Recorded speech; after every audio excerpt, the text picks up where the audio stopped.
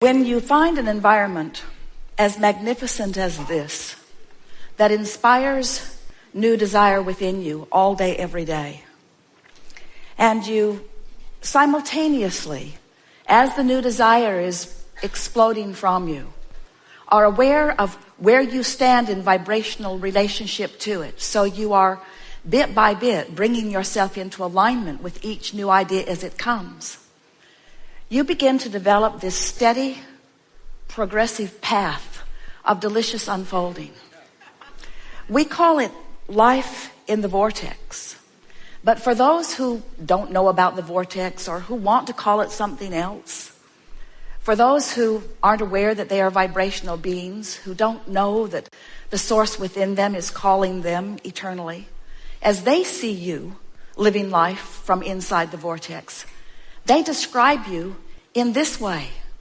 They say, how is it that you barely seem to identify something as something that you would like to participate in, and it moves to you and you move to it? How is that so? As they observe you, they say, how is it that you are so clear-minded that a question occurs, but almost as soon as the question has been formulated within you, the answer begins to come? How is it that the answers are so fast on the heels of your questions? What is up with you, they want to know. How is it, they say, that you can barely tip your toes into something that would be remotely recognized by many others as a problem, but before you even get your feet wet, the solution begins to show itself to you? How is it you are joyful mostly? How is it that you are fun everywhere you go? How is it that your timing is so precise? How is it that you maintain your physical vitality? How is it that you seem to move through time without decline? How is it that you remain physically focused, and yet there is something about you that seems otherworldly? And to most of them who are not ready to hear what you say about the vortex, you say to them something that is softer and simpler.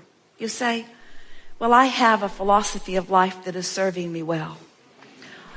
I believe in the well-being that surrounds us. I believe it is dominant.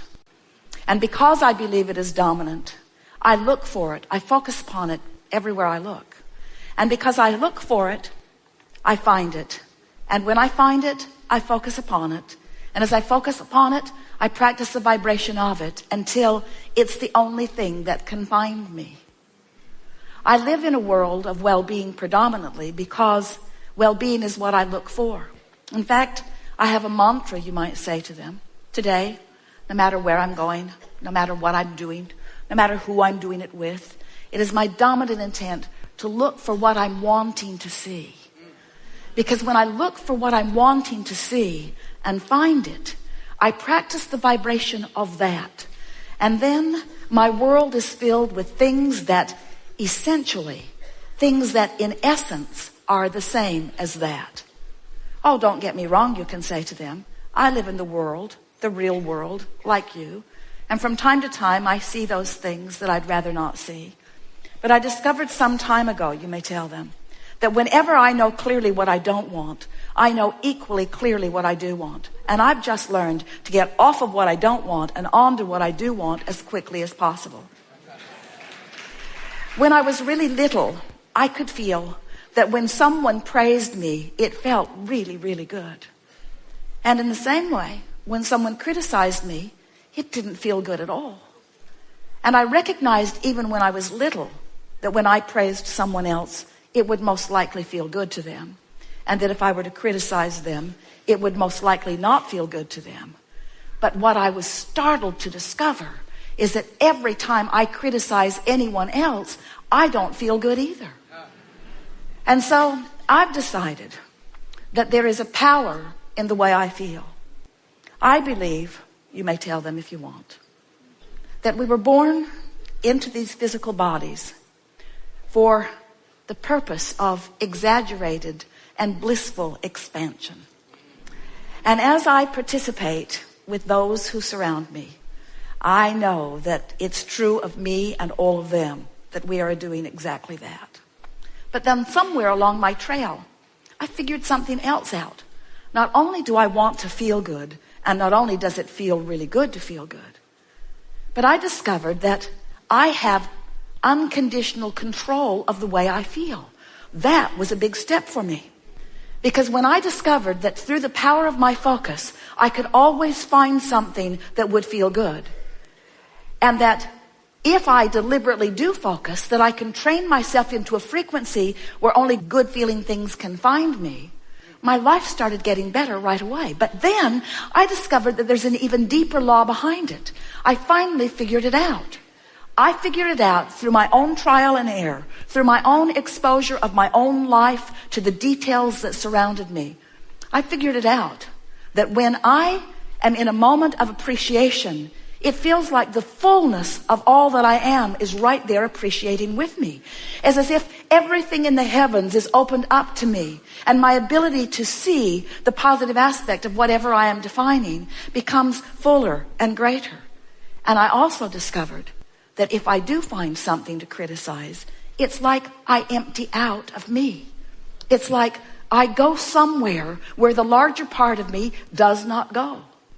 So once I got wind of that, once I started figuring out that I am in harmony with that which is source in my joy and in my love and in my praise, and I'm out of harmony in my criticism, in my anger, in my fear, I began to recognize that I was born with this guidance system, that this system within me to let me know not just how to get the most beautiful things in the world.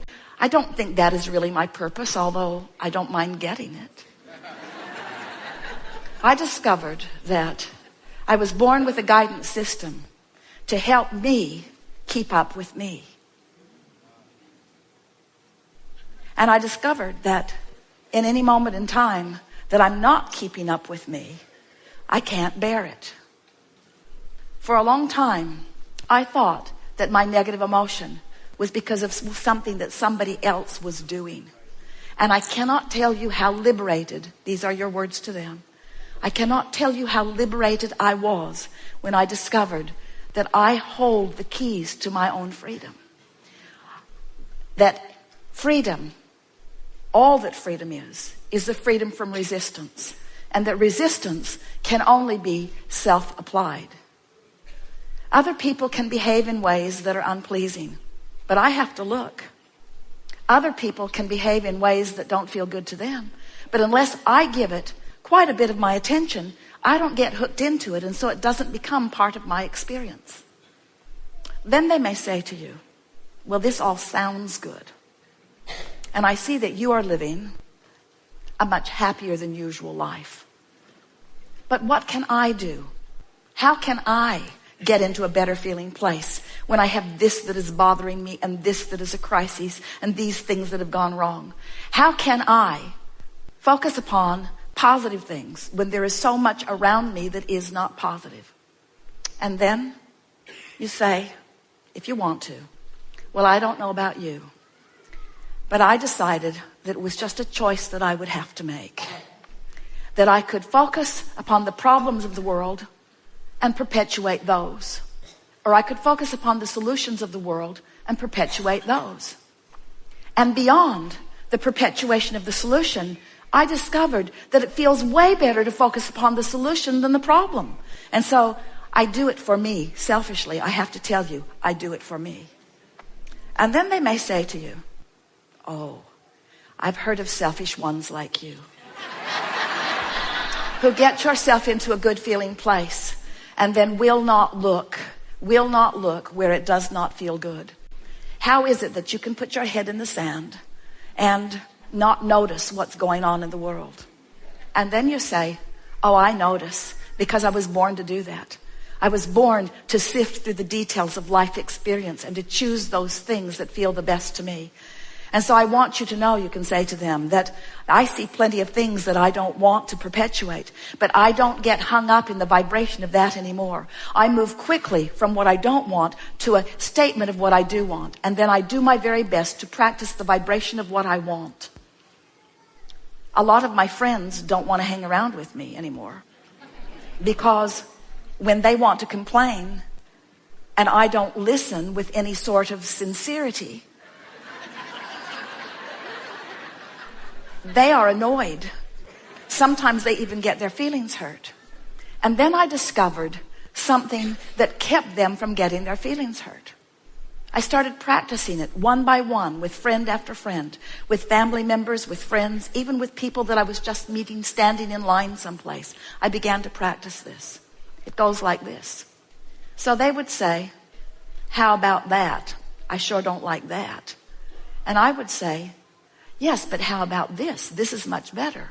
At which point they would say, man, are you blind? Can't you see what's going on? And so I realized that trying to point out the positive aspects to someone who's standing in the middle of negative aspects wasn't going off very well. In fact, it just annoyed them and made them determined to not be with me. So I decided I had to go underground with it for a while. I decided that I couldn't be so overt about it. I couldn't be so in their face about it. So I just practiced in my own mind. When I would hear a complaint from someone, I would write down if I could, or remember if I could, what is it that I think they really want? Because it's pretty easy to know what someone wants when they're expressing what they don't want. And then I would practice seeing them having what they wanted rather than seeing them as not having it. I began practicing seeing them as they want to be. When someone indicated to me that they were sick, I immediately began to see them as well. And I began practicing the vibration of wellness. And then one by one, as my friends would present themselves to me, not one of them was put off by my newfound vibration, because this is the way it would play out. They would say, things aren't going well for me. And I would say, you know, I heard about that, but then I remembered who you are. And I began practicing in my own mind. When I'm not with you, it's much easier, I have to tell you. I began practicing in my own mind who you really are. And I've discovered things about you that are so intoxicating that now I think about them, not because I'm trying to help you improve, but because it just simply feels so good for me to acknowledge who you really are and what you've really got going on. And this is the list I've made about you. These are the positive aspects of your life. This is who I know you truly to be. This is how I see you. This is how I know you. And this is why I love you, you see.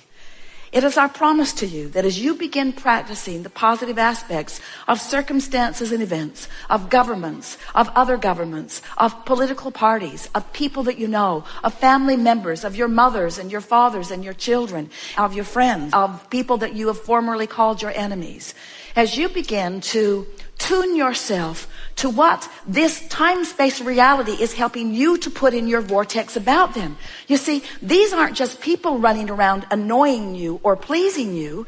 These are people running around causing you to build a vortex version of you. They are the reason that you are expanding. And so when they are the reason that you're expanding and you look back at their trouble, now you're extra mad at them because first they caused you to expand and now they're holding you back from your expansion. What we want you to realize is that no one can hold you back. There is no assertion in this attraction-based universe. It is all attraction. And so as you begin to play with this a little bit, as you accept that you are vibrational beings first and foremost, as you acknowledge that you and everyone that you are interacting with is causing you to build this magnificent vortex of creation, and that the source within you dwells there and experiences the fullness of all that you have asked for. And as you, little by little, tune yourself to the frequency of that vibration, what you will begin to notice first is that you just feel better. The edge will just lift up off of you. Next, you'll begin to notice that wonderful ideas are flowing to you. You'll begin to notice that your memories of your past are changing, where the good memories are coming forward and the memories that were not so good fade and you can hardly remember them at all. You'll begin to notice that people around you are on your vibrational wavelength. You'll begin to notice that you're thinking something and someone right next to you, even somebody that you don't know very well, will verbalize it. And you'll look at them and feel such camaraderie, such harmony, such co-creative connectivity. You'll say to them, you may not believe this, but I was just thinking those exact thoughts. We are so on the same vibrational wavelength.